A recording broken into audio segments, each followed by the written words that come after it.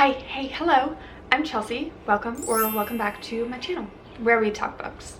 So it's almost summertime, and that means a lot of people have a lot more time on their hands to catch up on some reading, including myself. So today I thought I would talk about my summer TBR for 2024, as well as 5 books that I recommend you read for the summer. Let's start off with my TBR for the summer. I have 5 books on this list that I really want to get to and I'm really excited about. The first on my list is called James by Percival Everett. And this book is a retelling of the adventures of Huckleberry Finn, and the focus is on the character of Jim.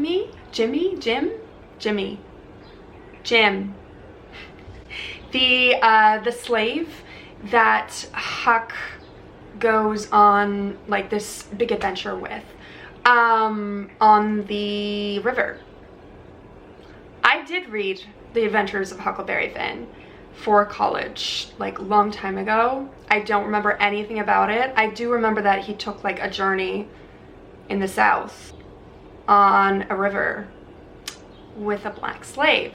So this story, the focus is on the black slave, whose name is Jim, or I guess James. And so I'll just read you the synopsis, the book summary of what this book is about. So when the enslaved Jim overhears that he is about to be sold to a man in New Orleans, separated from his wife and daughter forever, he decides to hide on a nearby Jackson Island until he can formulate a plan.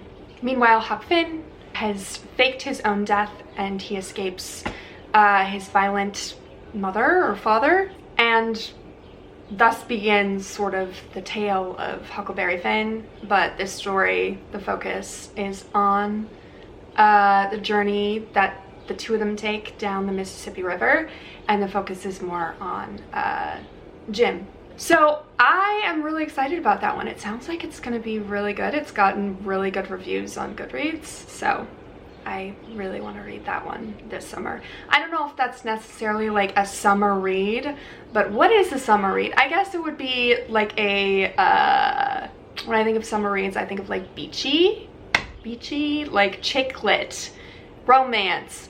Those are not really my types of genres. So this summer TBR might look a little different than a lot of other YouTubers who like those genres.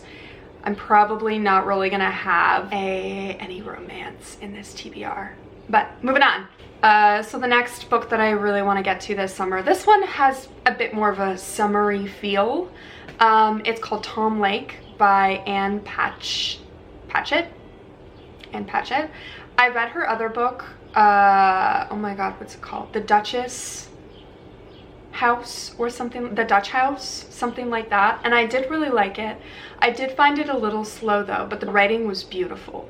So I'm excited to check this one out. This one is about a woman who is sort of telling her story to her daughters about when she was younger, and she was an actress, and she went to be in a play in a place called Tom Lake, and she dated a man who became a famous actor, and she met their father there, and Tom Lake is clearly a big part of this story, but apparently it's supposed to be really good, and I'm excited for that one. So the next book I really hope to get to this summer is it's like a horror thriller book, and it's called The Ruins by Scott Smith.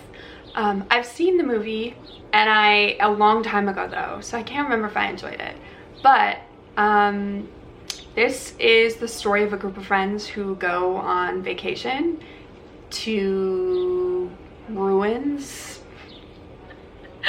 in the Mexican jungle. I don't know, I think it's supposed to be like there's that, oh my god, I'll insert a picture somewhere of the thing that I'm thinking of with the steps. Is that in Mexico or Peru? I have an idea in my head of what I'm thinking of. But anyway, they go there to this place I'm putting a picture here. And strange things start happening once they sort of make the climb up the like ruins, which I don't think they're supposed to be doing, but they do it anyway, and that because it's supposed to be like a jinx, I think. Not a jinx. Scratch that. A curse. That is from what I remember from the movie, but the synopsis of this book is: trapped in the Mexican jungle, a group of friends stumble upon a creepy horror unlike they could ever imagine. Two young couples are on a lazy Mexican vacation, sun-drenched days, drunken nights, making friends with fellow tourists. When the brother of one of those friends disappears, they decide to venture into the jungle to look for him. What started out as a fun day trip turns into a spiraling nightmare when they find ancient ruin site and terrifying presence that lurks there. Okay, I'm remembering the movie differently, but anyway, I'm excited for that one. It sounds very like vacation, summery fun, so I'm looking forward to that one. I've wanted to read it for a really long time, so this summer is the summer that I read that book. So the next book that I really want to get to this summer is one that I think I've discussed before, and that is The Women by Kristin Hannah. It's a historical fiction, which is Kristin Hannah's sort of go-to. It's the genre that she's popular for. So I'll read a synopsis of this one. It's really long, so I'll pick it. Okay. The Women is the story of one woman gone to war, but it shines the light on all the women who put themselves in harm's way and whose sacrifice, commitment to their country has too often been forgotten. A novel about deep friendship and bold patriotism. The Woman is richly drawn story with a memorable heroine whose idealism and courage under fire will come to define an era. Sounds interesting. Say hello to Gus. You can see his little bum and his little tail. Yeah, that one sounds really good. I'm excited for that one. I sometimes enjoy some historical fiction. So I also have some books that I already have, my physical TBR.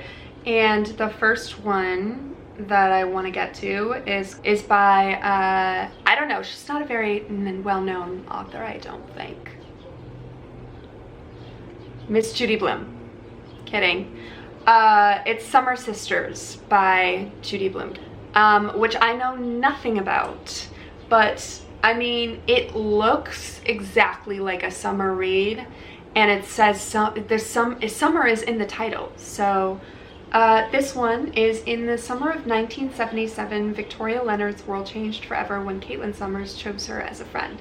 Dazzling, reckless, Caitlin welcomed Vix into the heart of her sprawling, eccentric family, opening doors to a world of unimaginable privilege, slipping her away on vacation to Martha's Vineyard, a magical, wind-blown island where two friends become summer sisters. Cool. And then now, years later, Vix is working in New York City, Caitlin is getting married in the vineyard, and the early magic of their long, complicated friendship has faded. But Caitlin has begged Vix to come to her wedding, to be her maid of honor, and Vix knows that she will go. For the friend whose casual betrayals she remembers all too well. Oh dear, drama! Because Vix wants to understand what happened during the last shattering summer, and after all those years, she needs to know why her best friend, her summer sister, still has the power to break her heart. Riveting. Sounds fun and seems very summery.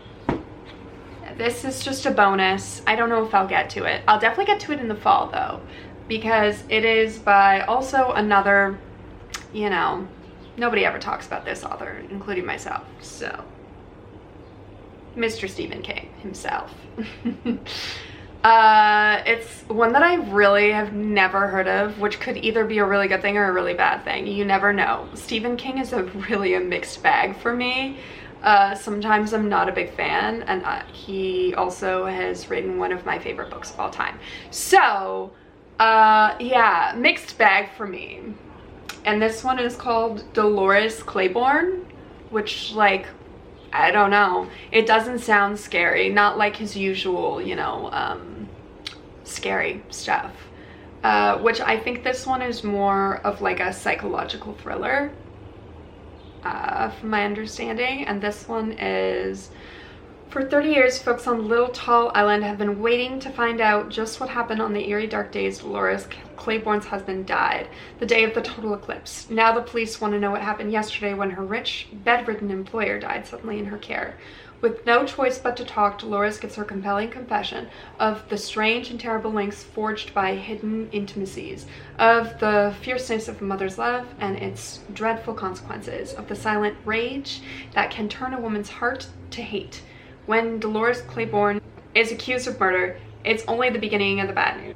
For what comes after that is something only Stephen King can imagine, as he rips open the darkest secrets and the most damning sins of man and woman in an ingrown Maine town and takes you on a trip below its straight-laced surface. Okay.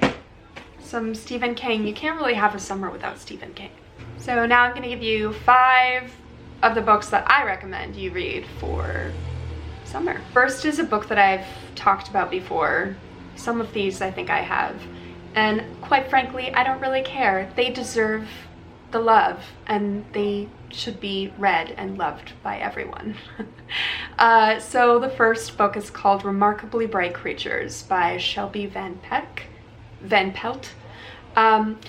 This is the story of a woman named Tova, and she's an older woman and her husband has just died recently. She takes a job at an aquarium as like a janitor, a night cleaner. So she's the only one there in the nighttime, and she's cleaning the aquarium, and she befriends a creature, and that creature is an octopus named Marcellus. It's beautiful.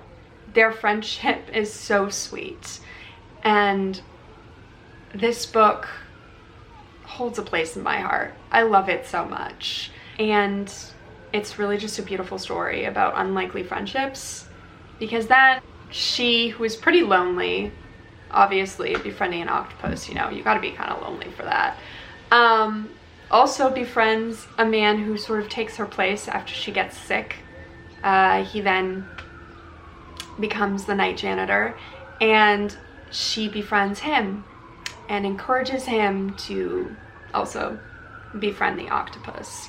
And it's just, there is so much in this story, and I cannot recommend this book enough. It's just such a beautiful story, and it is perfect for summertime. It really gives like the summer vibes. I mean, an aquarium, and it's in like a small town, beachy town, so great great summer vibes there. Love that book.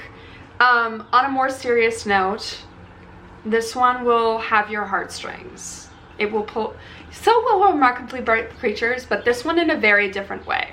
1,000 Splendid Suns by Khaled Hosseini, who is the author of The Kite Runner, which is also amazing. Love both of these books. This one in particular, it kind of has, it's good for summer, you know? Although it's not going to put you in a happy place, I will say that. So do what you will with that if you're feeling something more serious. So this one is a breathtaking story set against the volatile events of Afghanistan's last 30 years, from the Soviet invasion to the reign of the Taliban, as well as to post-Taliban, that puts the violence, fear, hope, and faith of this country in intimate human terms.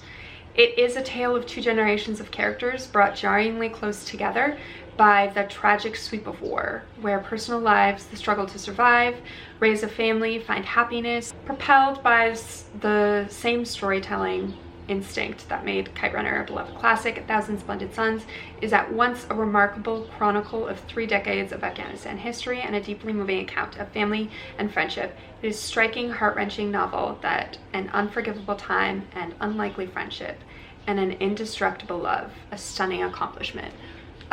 Yes, I agree 100% with that last sentence. This story is essentially about 2 women who are married to the same man. And so one woman is older, and then her husband marries a younger woman. And it's their very unlikely friendship. It starts out rocky, and then by the end, it's beautiful, their relationship. They are very much there for each other when needed most. And this book will make you cry. It will make you cry. But it is so beautiful. I cannot recommend this book enough, but it's a good summer read. So, only if you're feeling the tears. So another recommendation that I have is also maybe a little darker. Summertime and dark books are not necessarily, you know, exactly what you think of, but whatever. This book is chef's kiss. Beautiful. And that is called Betty by Tiffany McDaniel. Oh, Betty, Betty, Betty. I don't have, it's hard to describe. This book has a significant hold on my life. I read it, quite a while ago now, and I feel like this story and these characters will be with me for my entire life. I think about this book often, is what I'm saying. So Betty is the story of Tiffany, the author's mother. So her mother is half Native American, indigenous, whatever you would like to call it. In the States, I think they say Native American, at least that's what they said in this book. In Canada, we usually call it indigenous or aboriginal. But anyway, so her mother is half white and half indigenous. And it is her mother's story of growing up. Her mother grew up in a large family with like 4 or 5 siblings, something like that. And her father was such an amazing father. And this is a beautiful story about her family and challenges within her family. Like her mother is, we don't like her. Her mother is quite cruel. Her mother is white, and her mother's family is pretty racist towards Betty and her siblings and her father. And I'll say that.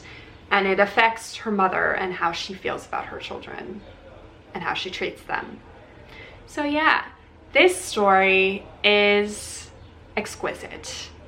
The writing, so beautiful. Everything about this book is exquisite. I love it so much. And as sort of dark this book is, there are definitely moments of beauty and brightness, and a lot of those have to do with her father, who was a really great father figure, which is sometimes really rare in books. So yeah, Betty by Tiffany McDaniel. Please, please, please, please, please read that book so that I can talk to other people about it, because I don't know many people who've read that book, but it deserves all the friggin' love. Next up on my recommendations is maybe a surprising one for some. I'm gonna say it. One of the first times that I've ever recommended a romance, I'll take it. It's Funny Story by Emily Henry. This is a perfect read for the summer if you're feeling in the romance sort of happy feelings. This book is about a woman who breaks up with her fiance, or her fiance actually breaks up with her because he claims that he's in love with somebody else. Somebody else who is also in a relationship, and she has nowhere to stay. He has an extra room, so she becomes roommates with her fiance's, the person her fiance had an affair with, their ex. Sounds complicated, I know, and it is complicated. So it's essentially the story of Daphne and Miles and it is sweet. And the characters, I really liked them. I was not annoyed by them, which is rare for Emily Henry books. Usually I find like the characters to be super annoying and nauseating, but I didn't find that this time. And I thought it was a really sweet story of them sort of like refinding love, because they were both heartbroken, and it was just really sweet, and I definitely recommend Funny Story by Emily Henry. Next up on my recommendations for summer reading is a thriller, because summer is the perfect time for thrillers, and this one I think it's got some good summer vibes, and that is The Drowning Woman by Robyn Harding. This is I feel like it's summery because it's set in like a coastal town. I don't think it necessarily takes place during the summer, but it takes place in a beachy town. So essentially this is the story of a woman she's hit rock bottom, okay? She went to jail for, I can't remember, something. So she went to jail. She's recently living back in the community, but she doesn't have family because of, you know, she went to jail and it complicates things. And she is in debt. She doesn't have much money, and she has a really shitty job. And so she's living out of her car, and she parks in front of the beautiful ocean. That's where she lives, essentially, in her car. And one morning she is getting ready in her car for work, and she sees a woman walking into the water. And she looks like she's walking in there to commit suicide. So the woman starts essentially drowning. And Lee, which is the main protagonist's name, runs in and saves her. And thus begins a very complicated situation where this woman she saved, whose name is, I cannot for the life of me remember. I can't remember. But this woman's whose life she saves, it comes from a very different background than Lee. She is very wealthy. She lives, you know, essentially like she's a millionaire, or she married a millionaire. But things are not all as they seem with this woman and her life. And they strike up a friendship which turns into something, which I will not get into because it will give it away. But this story had me gripped.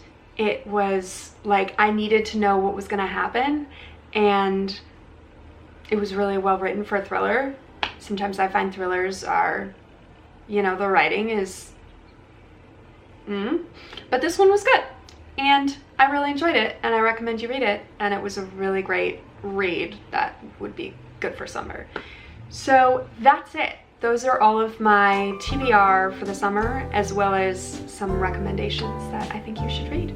Thank you so much for watching. If you enjoyed, give me a like and maybe a subscribe, and until next time, bye.